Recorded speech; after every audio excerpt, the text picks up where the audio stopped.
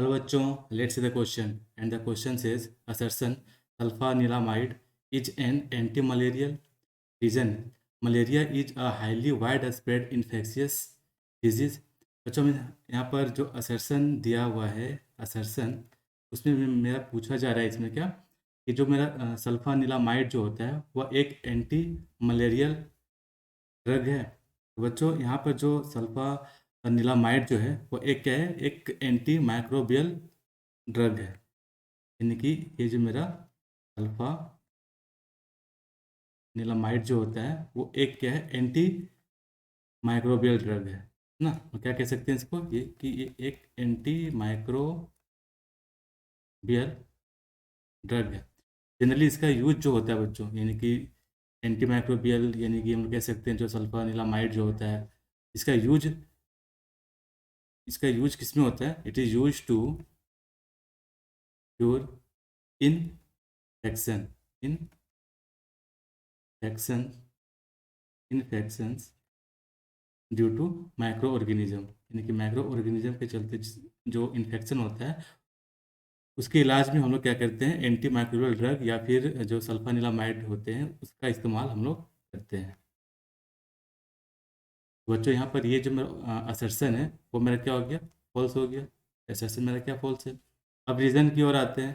तो रीज़न में बच्चों क्या पूछ रहा है कि malaria is a highly wide spread infectious disease. बच्चों बिल्कुल सही है बिल्कुल सही है क्योंकि मलेरिया जो होता है वो मतलब इन्फेक्शियस डिजीज़ है यानी कि ये इन्फेक्शन के थ्रू मतलब इसका ये जो होता है बेसिकली जो मलेरिया जो होता है हम लोग जानते हैं कि मलेरिया जो होता है वो मच्छर के काटने से होता है ना। हम लोग पता है कि मलेरिया जो होता है मच्छर के काटने से होता है और साथ में बच्चों हम लोग ये भी जानते हैं कि ये मच्छर काटने से होता है साथ साथ में ये इसका जो ट्रांसमिशन जो होता है वो भी किसके थ्रू होता है इन मच्छर के थ्रू यानी कि मॉस्किटो के थ्रू ही होता है। तो यहाँ पर हम बच्चों में लिख सकते हैं कि जो मलेरिया होता है यानी कि malaria caused by Sporozoa of genus Plasmodium.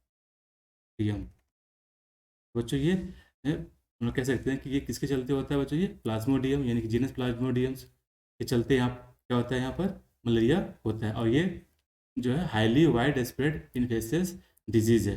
तो बच्चों यहाँ पर हम लोग देख पा रहे हैं कि जो असर्सन जो है वो मेरा क्या है फॉल्स है बट जो रीज़न है वो ट्रू है। लेकिन ये क्या है असर्सन जो है ये जो ये जो मेरा रीजन है वो असर्सन का करेक्ट रीजन यानी कि करेक्ट एक्सप्लेनेशन यहाँ पे ये नहीं बता पा रहा है रीजन। ठीक है तो हमारा जो बच्चों यहाँ पर करेक्ट ऑप्शन निकल करके आएगा ऑप्शन मेरा क्या होगा डी।